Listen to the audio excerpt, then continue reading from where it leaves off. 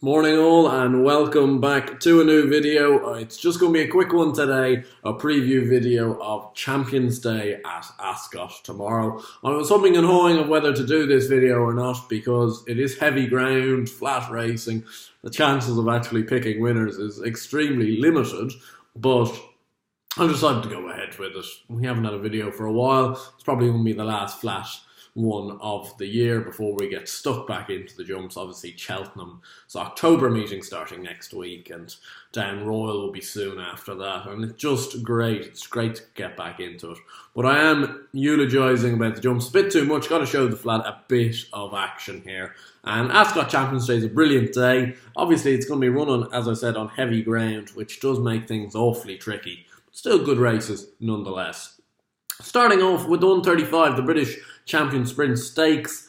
This is a really tough race, I think, because especially on this sort of ground, you just don't know. I'd be prepared to take on the likes of Advertise and Hello Youmzain at the prices. I think 4 to 1, 9 to 2 isn't great for a race that is as open as this. One Masters obviously won the Prix de la Forêt at 5, has to step down 6 furlongs. Not sure that's particularly going to suit.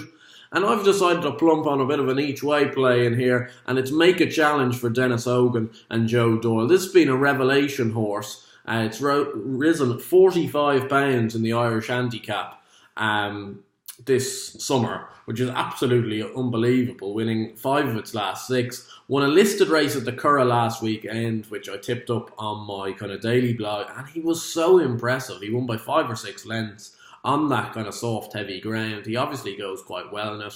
And just he's a really, really improving and in-form sprinter. And in-form sprinters are ones to keep the side up. He opened up at around 5 to 1. He's now 7 to 1. So I think he's actually now backable, perhaps at an each-way price.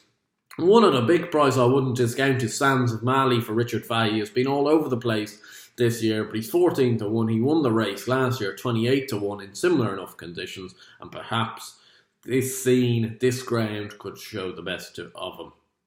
The long distance cup, I'm not going to spend too much time on. The juice has gone out of Stradivarius' price now that he's been confirmed. He's 1 to 2.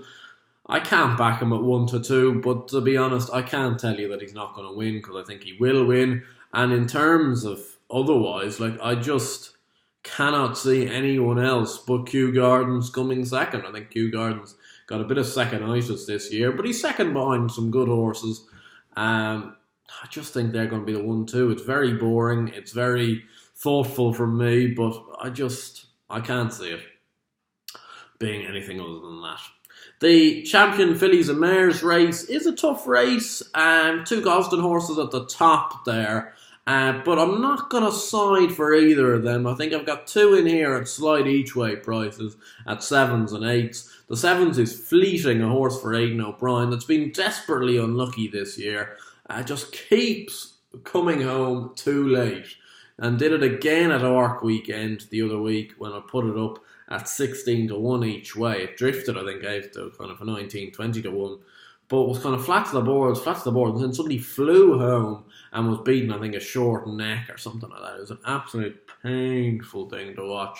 But it's 7 to 1. If she can get a bit closer under Dunica, she's got the finishing kick in her, I think, even on this ground to go close. And the other one, I think, is unexposed, is Antonio de Vega at 8 to 1. I know a few people have been whispering about this horse. She won on soft ground on her reappearance at the start of the year in kind of early June. It's been off since, so you'd taken it on trust, her well-being. She's 8 to 1, I think it's worth a stab. The QE2 is a race that completely mystifies me, because the Revenant is favoured, and probably a worthy favourite, but I have never seen this horse run, and I'm not going to back a horse that I've never seen run. And sometimes, a lot of that French form at times, I think, can be awfully windy. Magna Grecia's come for a bit of market support, but don't know how he'll go on the ground. He's been off for ages. Ben Battle certainly won't go on the ground. Lord Glitters, I think, isn't that brilliant, to be honest. Again, and I think it is a day where you probably do need to be siding with these bigger prices and kind of take a few each-way options and see how it goes. If you land 1, if you land 2 of these each-way bets, you'll have a winning day. So I've come down on two again. One of them is King of Comedy for John Gosden, who's 15-2. I wouldn't say he's gone off the rails recently, but he hasn't won since May, so it's not ideal. But he's run some decent enough races in defeat. In the St James's Palace, in the Dante, and then back at Newmarket for the Joel, losing out to Ben Battle. He'll certainly close the gap on that horse, because King of Comedy, I think, will not appreciate, but will handle softer ground better than Ben Battle, and hopefully he can run into a place 15-2. Another one that will really love the conditions is Move Swiftly, who won the Duke of Cambridge Stakes at Royal Ascot. That was a Group 2, but that was on really soft ground as well. He's 16-1. He shouldn't be good enough. Like, you're looking at this race and going, like, really, if this was on decent enough ground, he shouldn't be good enough. But I'd be prepared to take that chance. The QIPCO Champion Stakes, which I suppose is the headline act of the day, and to be honest, I don't see past Magical at 7-4. If Magical's well-being is grand after that good race in the Arc, she's obviously been kept on the run this year, but she's a remarkably durable filly, and she's an exceptional filly really in her own right. She's right up there with the big dogs. You'd think what her record would look like if there was no Enable in the world. I don't really fancy Adib. Coronet is a horse I never shone to, and that leaves us with Deirdre as being the each-way option at 8-1. The soft ground isn't going to help Deirdre, but it's only good to soft on the inner track, so perhaps it's not going to be quite as bad as people are thinking.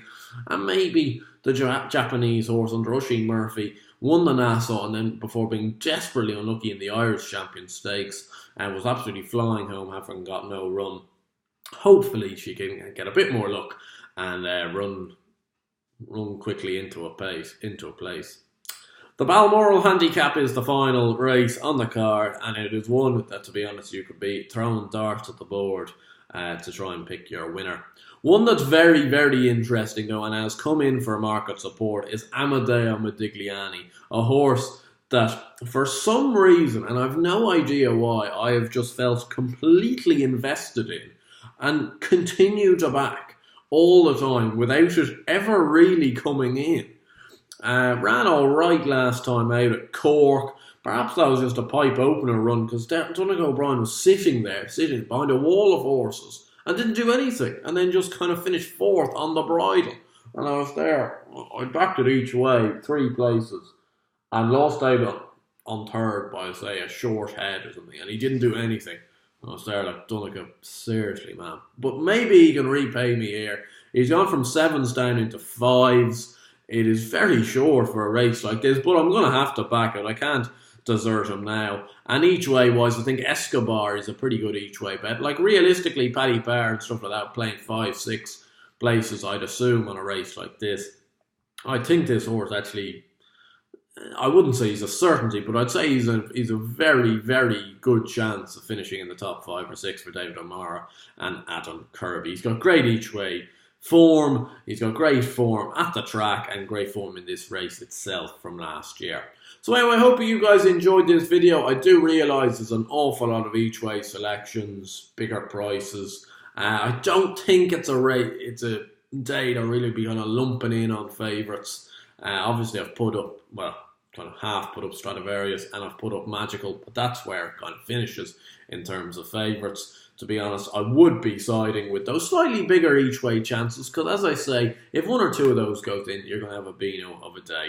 So hopefully I've led you on the right path. I should be back soon enough covering some jump racing action, whether it is down Royal, whether it is Cheltenham next week. I'm not so sure just yet. I'll see what the cards are like and see whether it's worth making that video, and also whether you guys want to see those types of videos. Do let me know down below. But other than that, please do like the video and subscribe to the channel down below if you want to see more of these types of videos.